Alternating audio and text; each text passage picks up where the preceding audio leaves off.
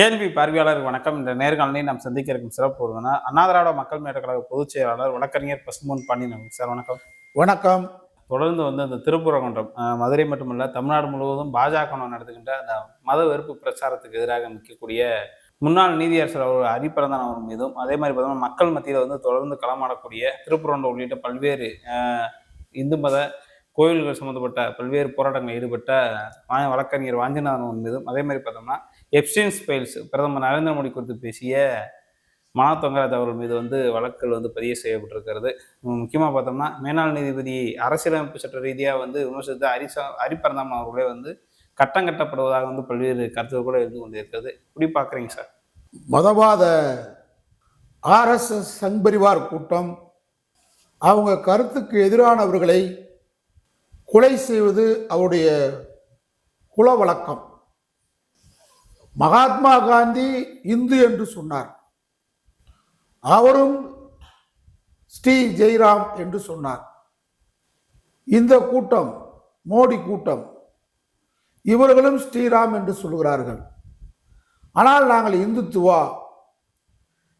இந்துவாக இருக்கக்கூடாது அப்படின்னு சொல்லி தான் மகாத்மா காந்தியை சுட்ட கூட்டம் தான் கோட்சே கூட்டம்.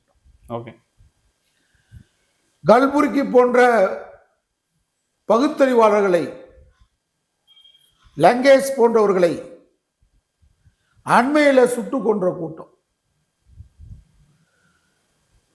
மரணத்தை கண்டு மகிழ்ச்சி அடைகின்ற ஒரு காட்டு மிராண்டிகள் கூட்டம் தான் பாஜக.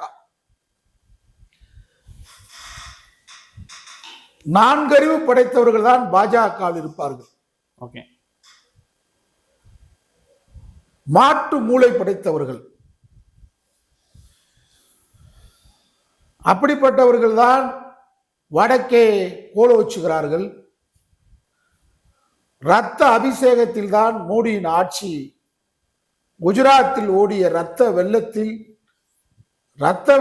அபிஷேகமாகத்தான் அமர்ந்திருக்கிறார் மோடி.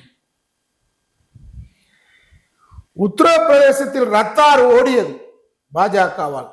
ரத்தாறு ஓடுனாதான் அவங்க மகிழ்ச்சி அடைவாங்க. மோடி கூட்டம், அமித்ஷா கூட்டம். மனித ரத்தாறு ஓடணும் அவங்களுக்கு. ஆனா அவங்களுக்கு வித்தியாசமா என்ன தெரியுது அப்படின்னு பார்த்தா, இந்த தமிழ்நாட்டில் எதுவுமே செய்ய முடியல. அதாவது ஆர்எஸ்எஸ் குட்டிக்காரனை போடுவானா இல்ல, குட்டிக்காரனை போட்டு பார்க்குறான் பிஜேபி. எதுவுமே இங்க திராவிடத்து முன்னாடி, பெரியாருக்கு முன்னாடி இங்க நடக்கல இந்த தமிழ்நாட்டு மக்கள்கிட்ட. அதனால அவன் புதுசா டிசைனா சிந்திக்கிறான். அயோத்தியாவுக்கு மதுரைன்னு சொன்னா எச் ராஜா, அவன் இந்த வார்த்தையை சொல்லும் போது வாயிலுக்கு படுத்துக்கிட்டான், வீட்டில் படுத்துட்டான். இல்லை, இப்போ ஓரளவு சரியாகி வராங்க சார். சரியாக முருகை விட மாட்டான், முருகன் தண்டிச்சிட்டான். முருகன் யார்? நம்மால் இல்லை, மலை சார்ந்த மக்கள். வேடன் இல்லையா அவன்? வேட்டையாடி வாழ்ந்தவனை போய் அயோத்தியா கூப்பிட்டு சொன்னா, ஸ்ரீராம் ஜெய்ராம்ன்றதுக்கும் அங்க என்ன கோஷம் போருக்கு என்ன சம்பந்தம் இருக்கு? ஜெய் ஸ்ரீராம் பாரத் மாதாக்கெல்லாம் அங்க என்ன வேலை? அதனாலதான் நம்ம முருகன் இங்க என்னடா முருகா, வேலவா, சண்முகா அப்படின்றத விட்டுவிட்டு நீங்க என்னடா இங்க பாரத் மாத்தா, விளக்கமாறு மாத்தான்றீங்கன்னு சொல்லிதான் தண்டிச்சிட்டாரு. நீங்க இந்த அடிப்படையில் பார்க்கும்போது நம்முடைய வழக்கறிஞர் வாஞ்சிநாதன் அவர்கள் மதுரையிலே ஒரு முற்போக்கு வழக்கறிஞர், சமூக சிந்தனையாளர், எந்த பிரதிபலனும் எதிர்பார்க்காம செயல்படக்கூடிய ஒரு செயற்பாட்டாளர் வழக்கறிஞர்.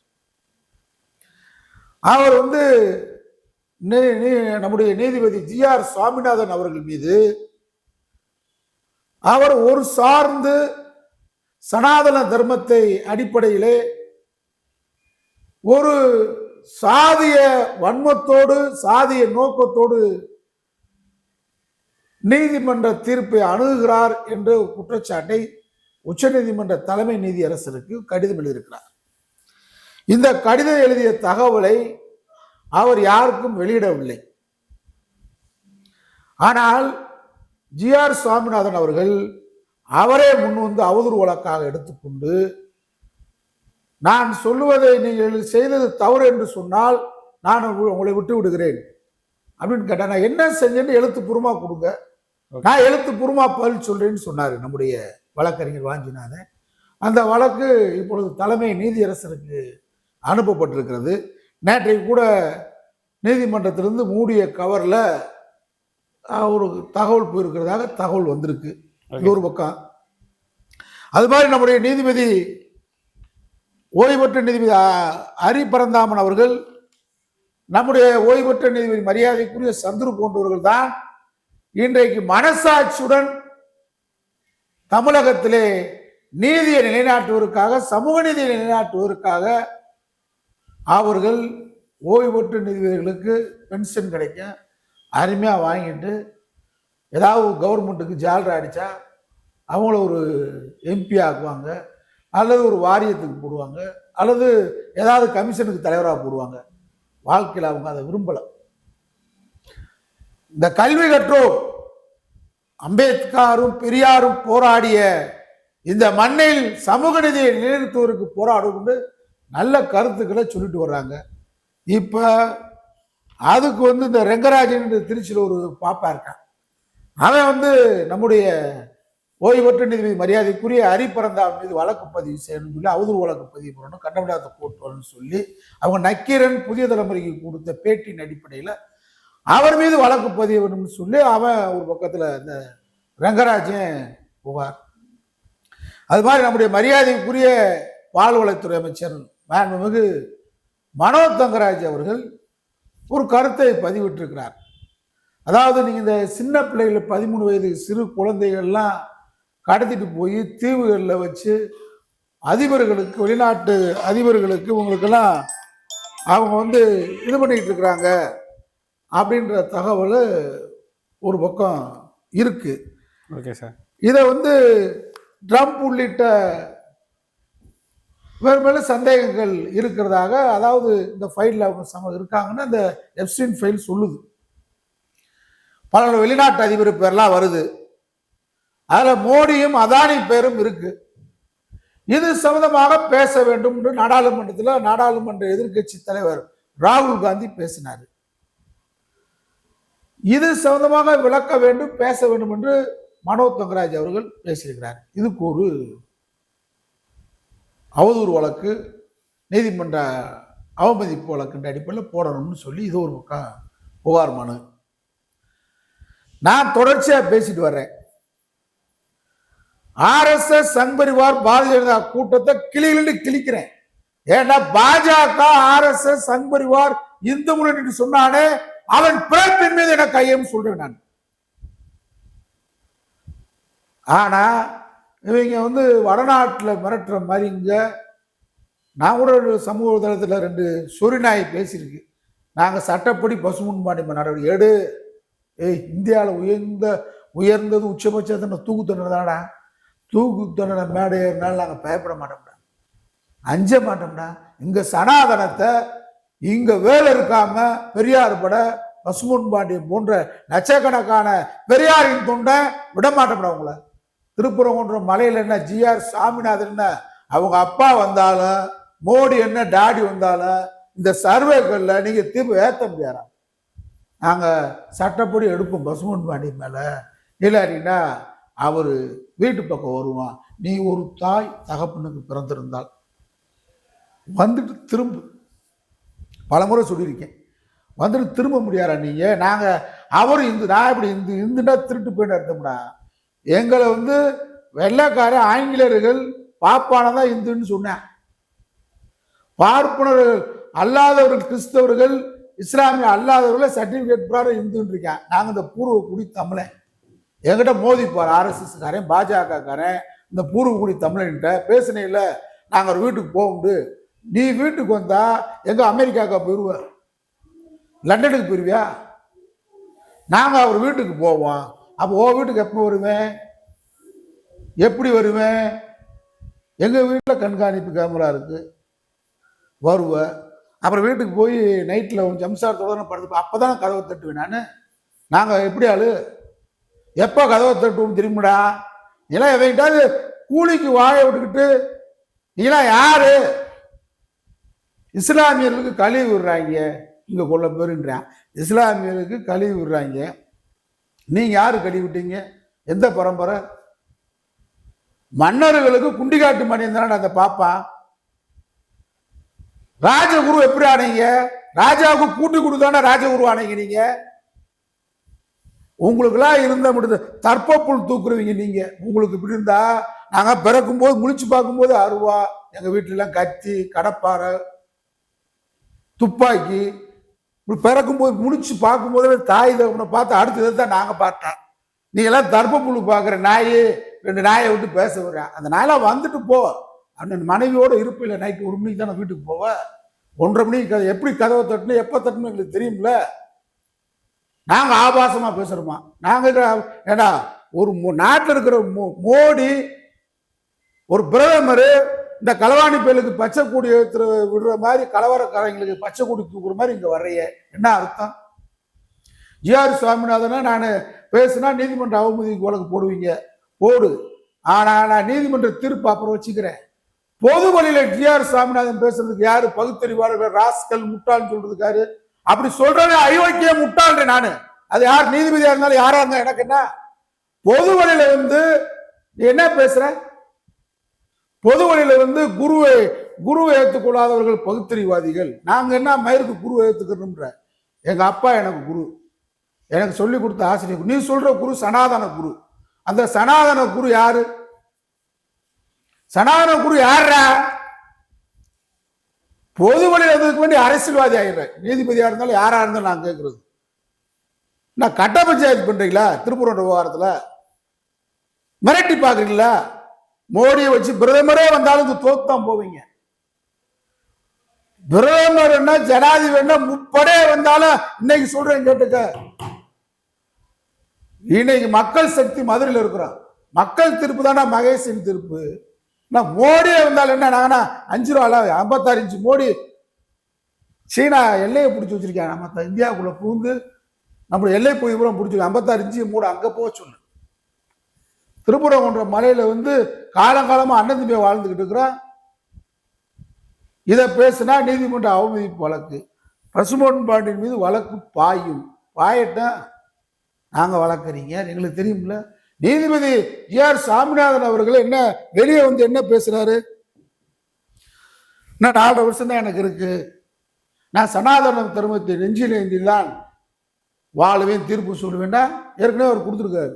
கரூர்ல ஒரு வழக்குல பார்ப்பனர்கள் சாப்பிட்ட எச்சி இலையில சூத்திரர்கள் உருண்டா அவங்களுக்கு சொர்க்கம் கிடைக்குமா? ஏண்டா பாப்பா பேச்சு, பாப்பா எச்சியை சாப்பிட்டு தான்டா மன்னர்கள்ட்ட நீங்க குண்டிகாட்டி மானியத்துல வாங்கினீங்க நிலம். நீ இப்போ பார்ப்பனர்கள் சாப்பிட்ட எச்சி இலையில இந்துக்கள் பார்ப்பன அல்லாத உருண்டு போனா அவன் சொர்க்கத்துக்கு போவான்னு சொல்லிட்டு சனாதன தீர்ப்பு கொடுக்கறதுக்கு நாங்க எதுக்கு இந்த நீதிபதிக்கு சம்பளம் கொடுக்கணும்னு கேட்கிறேன். எங்க வரி பணத்துல உட்கார்ந்துருக்காரு. பாப்பா மட்டும் நீதிபதி ஜிஆர் சாமிநாதனுக்கு சம்பளம் கொடுக்கல, எங்க சம்பளத்துல உட்கார்ந்துருக்காரு. நாங்க சனாதன எதிர்ப்பாளர், இவர் ஒரு அரசாங்க ஊழியர். நீதியரசர்னா அவர் நேர கடவுள். அவர் என்ன நினைக்கிறார்? சனாதனத்துல என்ன சொல்றான்?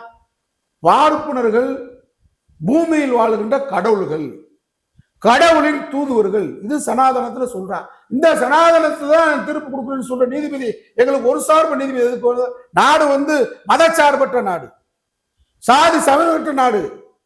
பார்ப்பனம் மட்டும் வரி கட்டல, எங்க பணம் தான் நீதிபதி ஜிஆர் சாமிநாதனுக்கு போகுது. அவர் எப்படி இருக்கிற எஞ்சிய காலம் 4 ஆண்டு காலம் நாங்க சனாதன தர்மத்தை தான் நிலைநிறுத்தி சொன்னா, அப்ப சனாதன தர்மத்தை எதிர்க்கிற பசும்பொன் பாண்டியன் போன்றவர்கள் பகுத்தறிவாளர்கிட்ட வசூல் பண்ணாத, வரி வசூல் பண்ணாத, எங்களுக்கு எதிரானவர் என்ற ஒரு சார்புக்கு எதிரானவர். வாஞ்சிநாதன் சொன்னது மாதிரி, வழக்கறிஞர் வாஞ்சிநாதன் சொன்னது மாதிரி இவர் ஒரு சார்பு, ஒரு சாதிக்கு சப்போர்ட்டா இருக்கிறார். என்ன அர்த்தம்? அது மாதிரி பொதுவெளியில் என்ன பேசுறாரு? பகுத்தறிவாளர்கள் குருவை ஏற்றுக்கொள்ளார்கள் முட்டாள் அப்படின்னா என்ன அர்த்தம்? இவர்கள் தான் பிறப்பால் உயர்ந்தவர்கள், இவர்கள் தவறு செய்தால் தண்டிக்கப்படாதவர்கள் பார்ப்பனர்கள், இவர்கள் தவறு செய்தாலும் இவர்களை நாம் விட்டுவிட வேண்டும். நீங்க சொல்ற குருலாம் யாரு? யார குருன்றாரு இவரு? இந்த உலகை புரட்டி போட்ட அறிவியல் தியரிகளை கொடுத்த டார்வின் எங்கே? Einstein, Niels, Richards, Feynman, Stephen Hawking போன்றோர் மானுட வரலாற்றை பற்றி எழுதினவர். இவங்க நாங்க குருன்னு சொல்லுவோம். மனிதனை மனிதனாக மதித்த தந்தை பெரியாரை குருன்னு சொல்லுவோம். எங்கள் பேரையர் அண்ணாவை குருன்னு சொல்லுவோம். எங்க அப்பன் சிவபாண்டியனை நான் குருன்னு சொல்லுவேன். எனக்கு சொல்லிக் கொடுத்த ஆசிரியர்ல குருன்னு சொல்லுவோம். எனக்கு வழக்கறிஞருக்கு சொல்லிக் கொடுத்த சீனியர் வழக்கறிஞர் குருன்னு சொல்லலாம். ஆனா யார நீங்க குருன்னு சொல்றீங்க? மார்க்ஸ குருன்னு சொல்லலாம். இவர் சொல்ற குருல யாரு? துரோணாச்சாரியார் குரு. ஒரு குருவா? கட்டவர்ல கேட்டவர். ஏகலவன்ட்ட கட்டவர்ல கேட்டது குருவா? அதை விட ஒரு பட்டியல் இருந்துச்சு. என்கிட்ட இந்த வரேன். யார குருன்னு சொல்றாரு? பழமைவாதம் பேசி சாதி பெருமையை முன்னெடுத்த மகா பெரியவர் காஞ்சி சந்திரசேகர சரஸ்வதி. இவர் குருவா? இவர் யாரு? அனுராதா ரமணன் எழுத்தாளர் சொல்லியிருக்காங்களே இவரை பத்தி. இவர் ஜிஆர் சாமிநாதன் குருவா இருக்கலாம். எங்களை போன்ற மானமும் அறிவுள்ளவனுக்கு இந்த சங்கராச்சாரிய எப்படி குருன்னு சொல்லுவான்? கொலை செய்த சங்கராச்சாரிய எப்படி குருன்னு சொல்லுவான்? அதை போன்று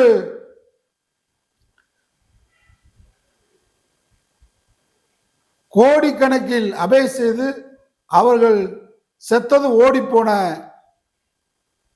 போலே பாபா என்னும் சாகார் ஹரி மேஜிக் ட்ரிக்குகள் செய்து காட்டி ஏமாற்றி அதன் மூலம் ஆயிரக்கணக்கான கோடிகள் புரட்டிய புட்டபத்தி சாய்பாபா ஒரு கார்பரேட் நிறுவனத்தை நடத்தி ஆயுர்வேதம் என்ற போர்வையில் தரக்குறைவான பொருட்களை விட்டு கல்லாகட்டும் பாபா ராம்தேவ். இவங்கெல்லாம் நாங்க எப்படி குருன்னு சொல்ல முடியும்? நீ குருனா என்ன சொல்ல நினைக்கிற? திருமண வீட்டுக்கு வருவான் வந்து நேற்று வரைக்கும் இந்த பெண்ணு எல்லா கடவுளுக்கும் பொண்டாட்டியா இருந்து இவ எனக்கு நேற்று வப்பாட்டியா இருந்து இவ்வளவு உனக்கு கொடுக்குறேன்னு சொல்லுவ. பார்ப்பன குரு நீ டெம்பரவரியா பெத்த தாய் தகப்பனுக்கு பொண்ணுடைய அம்மா அப்பாவுக்கும் ஒரு பூல்ல போட்டு விடுவான். இந்த குருவை நாங்க ஏத்துக்கிறோமா? இதுக்கு ஒரு நீதிபதியா?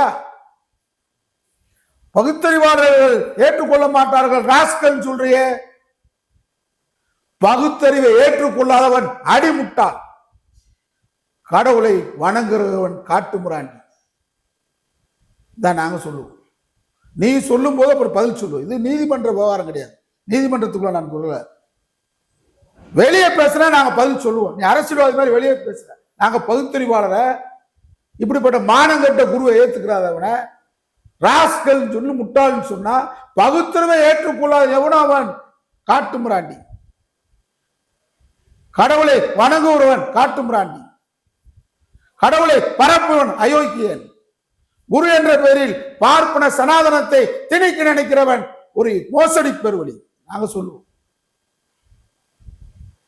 அது மாதிரி நீதிமன்ற அவமதிப்பு வழக்கு மாவட்ட ஆட்சித்தலைவர் தலைமைச் செயலாளர் மேல போட்டிருக்காரு. வர்றாங்க, விளக்கம் சொல்றாங்க.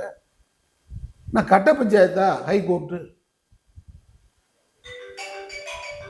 வருடத்துக்கு ஒரு முறை கார்த்திகை தீபத்தன்றுதான் 100 ஆண்டு காலமாக தீபம் ஏற்றப்படுகிறது. அதுதான் மரபு, அதுதான் ஐதீகம் சொல்றாங்க. பார்ப்பனர்களே சொல்றாங்க அதான் ஐதீகம். தலைமை அர்ச்சகர் சொல்றாங்க. திருமலாய்க்கர் கல்வெட்டுல பொறிக்கப்பட்டிருக்கு, இந்த ஆண்டும் ஏற்றப்பட்டிருக்கு. ஆனா நீங்க என்ன சொல்றீங்க? இப்ப நான் சொல்றதை ஏத்துக்கிறீங்க. நீங்க ஒரு நீதிபதி வழங்கிய தீர்ப்பு, 2 நீதிபதிகள் வழங்கிய தீர்ப்பு அமுல்படுத்துறதா, ஒரு நீதிபதி வழங்கிய தீர்ப்பு அமுல்படுத்துறதா? முதல் அதுக்கு பதில் சொல்லு.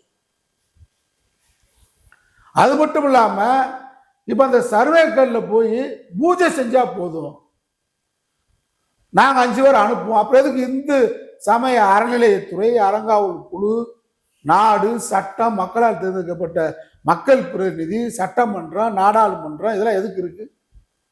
இந்து சமய அறநிலையத்துறை அமைச்சர் இதெல்லாம் எதுக்கு இருக்குன்னு கேட்கிறேன். Okay sir. வருடத்துக்கு ஒரு முறை கார்த்திகை நட்சத்திரத்தின் போது தீபம் ஏற்றப்படும். அடுத்த ஆண்டு இந்த தீர்ப்பு பத்தி வரும். நாங்கள் மேல்முறையீட்டுக்கு போகல, தமிழ்நாடு அரசு போகல. அடுத்த கார்த்திகை வரட்டும் பார்ப்போம். பார்ப்போம்னா என்ன, சர்வேக்களை ஏற்ற முடியாது. இங்க திராவிட மாடல் ஆட்சி இருக்கு வரைக்கும், நம்முடைய மாண்புமிகு முதலமைச்சர் இருக்கு வரைக்கும், நீ அவர்களாட்டிய பிஜேபி வந்துட்டா என்ன செய்வேன்? பிஜேபி இங்க வராது, வந்துட்டா ஏற்ற விட மாட்டான். நான் ஏற்கனவே சொன்னேன், அதுக்கு தான் ஒருத்தன் கத்திரிக்கான் பார்ப்பான், கையை வெட்டுனான் இருக்கேன். நீ ஏத்துறதுக்கு வா. கள்ளத்தி மரத்தில் இருக்கக்கூடிய கொடி பாகிஸ்தான் கொடின்ற அந்த மரத்தில் இருக்க கொடியை அகட்டிட்டீங்க. ஒப்புதல் கொடுத்து அமைதி கூட்டத்தில் ஒத்துக்கிட்டதுக்கு பின்னாடிதான் அங்க போய் அந்த கொடி போலீஸ் அனுமதியோடு ஏற்றப்பட்டது. அங்க இஸ்லாம் மீது 17 பேர் மீது வழக்கு போட்டிருக்கீங்க. காலகாலமாக ஆடு கோழி பலியிடக்கூடிய இடத்த அங்கே பலியிடக்கூடாதுன்னு சொல்றீங்க. திருவிழாவுக்கு மட்டும்தான், ரம்ஜான் பக்ரீத்துக்கு மட்டும் தான் போகணும், மற்ற நாள் போகக்கூடாதுன்றீங்க. அப்ப கார்த்திகை தீபம் ஏற்றும் போதுதான் முருகன் கோயிலுக்குள்ள போக முடியுமா? பிஜேபிக்கு இவ்வளவு நேரம் அக்கறை தமிழ்நாட்டில் முருகன் மேல, நான் என்ன அக்கறைன்னு கேட்கிறேன். நாங்க ஒரு சமரசம் சொல்றோம், ஒத்துக்குருவாங்களா? நான் பிஜேபிக்கு கேட்கிறேன், நீதியரசர் சுவாமிநாதன் கேட்கிறேன், நீங்க கட்ட பஞ்சாயத்து பண்றீங்களே, நாங்க ஒரு விஷயம் சொல்றோம், இதை நீங்க செய்ய பார்ப்போம். திருப்பரங்குன்றம் கோயில் உட்பட 6 படை வீடுகள் என சொல்லப்படும் அனைத்து கோயில்களின் முகப்பில் அருள்மிகு முருகன் திருக்கோயில் என்று பெயர் பலக வைக்க முடியுமா? முருகன் எப்படி வந்து சுப்பிரமணியம் இசு என்னடா இசு உங்களுக்கு கல்வாணி பேர்ல ஸ்கந்தன் சப்ரமணி. இக்கோயில் திருமண வைபவங்கள் நடத்துவோர் அருள்மிகு முருகன் திருக்கோயில் நடைபெறும் திருமணம் என்று எழுதினால் அதை ஏற்காமல், எவ்வளவு திருட்டுத்தனம் பண்ற நாய், அருள்மிகு சுப்பிரமணிய சுவாமி திருக்கோயில் என்று மாற்றி எழுதி வந்தால் மட்டுமே அனுமதி சொல்வதை மாற்ற வலியுறுத்த வேண்டும். நம்ம அடுத்தாதான் போராட போகுது மத நல்லிணக்க அமைப்பு, அண்ணா திராவிட மக்கள் முன்னேற்ற கழகம். நாங்க இதைதான் கையில் எடுக்க போறோம். நாங்க அடுத்த தேர்தலை சிந்திக்காத இயக்கம், அடுத்த தலைமுறை சிந்திப்போம். ஒரு நூலளவு, ஒரு இன்ச் அளவு, ஒரு குண்டூசி முனை அளவு பாஜக தமிழ்நாட்டில் RSS சித்தாந்தத்தை நுழைய விட மாட்டான். இதான் எங்க நோக்கம். அண்ணா திராவிட மக்கள் முன்னேற்ற கழகம், நான் என் தலைமையிலான இயக்கத்துடைய வேலை இதான். நான் நீதியரசர் சாமிநாதன் அவர்களுக்கும் RSS காரின் சங்கிகளுக்கும் சில பேர் கூட்டி கொடுத்து காட்டி கொடுத்து தலைவன் சங்கியில் அவங்களுக்கு வைக்கிற கோரிக்கை தான். நீ பாரு, பாஜக ஆளும் மாநிலங்களின் தலைநகரங்களில் அருள்மிகு முருகன் திருக்கோயில் கட்ட அறிவிப்பு செய்ய வேண்டும். செய்வீங்களா? திருப்புரம் நாங்க கட்டியிருக்கிற திருப்புரம்ன்றதுக்குள்ளே எங்க தாத்தன் பாட்டேன், எங்க ஆத்தா அம்மத்தா கட்டின கோயிலுக்குள்ளே வந்து தகராறு பண்றே. பாஜக ஆளும் மாநிலங்களின் தலைநகரங்களில் அருள்மிகு திருமுருகன் கோயில் கட்ட அறிவிப்பு செய்ய முடியுமாடா? பிள்ளையாரின் தம்பி முருகன் என்று தானே சொல்கிறீர்கள். அவருக்கு வடமாநிலம் இருப்பது போல முருகனுக்கு கோயில் கட்ட வேண்டும் தீர்மானம் போடு. ஆல் இந்தியா பாரதிய ஜனதா கட்சியில அங்கிருந்து இங்க வர தேசிய செயலாளர், வழக்கமாறு செயலாளர், சில பேர் வடநாட்டுக்காரன் வந்துகிட்டு இங்க வந்து இந்த பீஸ் கோயில் அவன் களவாணி இங்க வந்து பேசுறான். மாநிலத்துல கட்டுறா முருகனுக்கு கோயில் தலைநகரத்தில். குறிப்பாக இந்திய தலைநகர் டெல்லியில் உங்க ஆட்சி வந்துருச்சுல, முருகன் கோயில் கட்டப்பட வேண்டும். அந்த அறிவிப்பை பாஜக செய்தால் கோயில் கட்ட நாங்க அண்ணா திராவிட மக்கள் முன்னேற்ற கழகம் 10 லட்சம் ரூபாய் நன்கொடை தரோம். அது வரைக்கும் கொரோனா நிவாரண நிதி தம்பி உதயநிதி கிட்ட 10 லட்சம் கொடுத்தேன். அதே கஷ்டப்பட்டு வீட்டுக்கு திருமண செலவு வச்சிருந்த தொகையை கொடுத்தேன். கோயிலுக்கு நான் கொடுக்க மாட்டேன். நீ டெல்லியில கோயில் கட்டு, பாஜக காரனை கேட்கிறேன். நாங்க கட்டின கோயில கொண்டு வந்துக்கிட்டு இங்க தர்கா இருக்கு, இங்க இந்த விளக்கமாறு இருக்கு, இங்க மயிர் இருக்குன்ற நாய் செய்டா பார்ப்போம். வடக்கே இருந்து மதுரைக்கு ஆன்மீக அனுமதியோடு வருபவர்கள் மீனாட்சி அம்மன் கோயிலுக்கு போவேன். மீனாட்சி அம்மன் கோயிலுக்கு செல்லாமல் முருகன் கோயிலுக்கு போறானா? ஏன் இது வரைக்கும் போல விளக்கம் சொல்லுங்க. சொல்ல மாட்டேன். கடவுளின் முன்பு பக்தர்கள் அனைவரும் சமம்தான். முருகனை வழிபட வரும் பக்தர்கள் விரதம் இருந்து அலகு குத்தி காவடி எடுத்து உடலை விரித்து வருவது மரபு. ஆனால் ரத்தின கம்பளை விரித்து அதில் நடந்து அதில் படுத்து முருகனை அவமதித்த மோடி தமிழ்நாட்டு மக்களிடம் மன்னிப்பு கேட்க வேண்டும். மோடி காவடி எடுத்து காட்டிருக்கலாம், எதுக்கு போய் சாந்தா விழுகிற? ஒரு நாளைக்கு முருகனுக்கு காவடி எடு பார்ப்போம். மோடி எங்காவது மாதிரி எடு பார்ப்பான். அவன் இந்த கத்திராம்பர் சில பேர் திருட்டு நாயி உன் பொண்டாட்டியை கூட்டு பால் கொடுறா, இல்ல வேலை குத்துறா பொண்டாட்டிக்கு முதுகுல. நாங்க விட மாட்டோம். பசுமன் பாண்டி வீட்டுக்கு வா, ஓ வீட்டுக்கு ராத்திரி வர்றேன், நீ வந்து திரும்பினா தானே. நாங்க மோசமானவங்க, ஜனநாயக ரீதியா சந்திப்போம், வீட்டுக்கு வருவோம் போகலாம் பேசினாக்க இந்த நாக்கு இருக்காது, எழுதி வச்சுக்க. அதனால முருகன் வந்து பிள்ளையாருக்கு தம்பியோ அண்ணன் மச்சன் இல்லை சொல்றீங்க. ஏன்னா வடமாநில முருகன் திருத்தலை தாண்டி இல்லை. அதனால் நீதிபதி ஜிஆர்எஸ் அவர்கள் இந்த அவதூறு வழக்கு, இந்த கண்ணுண்டாத்து வழக்கு, இதிலே குறிக்கோளா இருக்கீங்க. அனைத்து ஜாதிகளும் அச்சம் சட்டத்தை நீதிபதி ஜிஆர் சாமிநாதன் அவர்கள் அமல்படுத்த தயாரா? அனைத்து ஜாதியினரும் இந்துன்னு சொன்னா அவங்க வந்து இதுவரைக்கும் வேற ஜாதியில திருமணம் முடிச்சிருக்காங்களே இந்துக்குள்ளேயே, பிராமணரை தவிர்த்து. ஏமாற்று வேலை, முருகன் பேரால கலவரம் பண்ணலாம், அதுக்கு பேசக்கூடிய எங்களை மாதிரி ஆள அல்லு செல்ல விட்டு பேச வைக்கலாம், நீதியரசர் மேல அவதூறு வழக்கு போடலாம் அப்படின்னு நினைக்கிறாங்க. ஏற்றுக்கொள்ள முடியாது. வெளியே வந்து ஒரு நீதியரசராக இருக்கிறவர் பொது வெளியில RSS மடியில நான் 4.5 வருஷம் எனக்கு இருக்கு, நான் சனாதன தர்மத்தை போதிக்க போறேன், பகுத்தறிவாளர் குருவை ஏற்றுக்கொள்ளாது. நாங்க எப்படி சங்கராச்சாரி புலகாரனை ஏத்துக்கிற முடியும்? எப்படி ஒரு பொம்பளை பொறிக்கு ஏத்துக்கிற முடியும்? நித்யானந்தாவ நீ குருன்னு சொல்ற, கிருபானந்த வாரியார குருன்னு சொல்லுங்க பாப்பா. வடலூர் வள்ளலார குருன்னு சொல்லுங்க பாப்பா. சங்கராச்சாரியார குருன்னு சொன்னா எப்படி ஒத்துக்கிற முடியும்? அதனால இந்த மிரட்டல் உருட்டலுக்கெல்லாம் திருப்புறன்ற வாரம் மலை மாதிரி நாங்க அசைஞ்சு கொடுக்க மாட்டோம், நிற்போம். மதுரை நிற்கும், நாங்களும் நிற்போம். நன்றி சார். நன்றி.